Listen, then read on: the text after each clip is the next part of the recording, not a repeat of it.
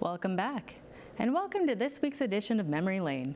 In today's clip from 2014, we highlight a story about the quest to include the word Yooper into the Merriam-Webster's Collegiate Dictionary.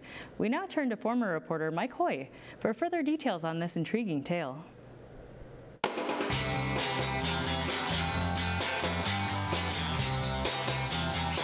Finally tonight, Merriam-Webster's Collegiate Dictionary is the best-selling dictionary in the U.S. The word Yooper will be included in it beginning this year. The push to make that happen took more than a decade. The inspiration came in 2000 in a game of Scrabble that Delta County prosecutor Steve Parks played against a friend. He called me out on the word Yooper.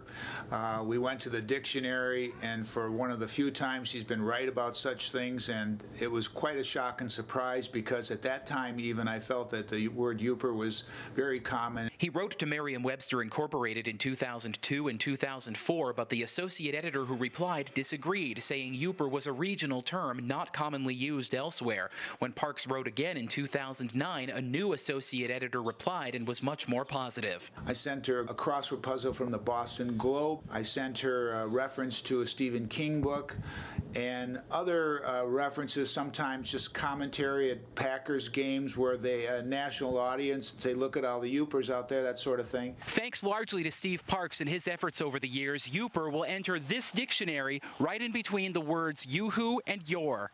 Parks says he's thrilled about it because Yooper is much more than a simple reference to a geographical place. It has to do with us as a people, and it's in our identity and our separate culture and our separate history, and that we are set apart. We're not like people below the bridge. I grew up in Owasso downstate, and when the family would come to the UP, and my dad was a native of Munising, we'd go through the toll, and then he would roll the window down and yell, Yahoo! I thought it was fun and amusing as a kid, but now, living up here almost 30 years, I totally get it, because when I cross that bridge, even though I'm 2 hours, 45 minutes away from Escanaba, I feel home. The Merriam-Webster associate editor to whom Parks has been writing for the last 5 years is planning to visit Escanaba in August, and who knows, he may even challenge her to a game of Scrabble.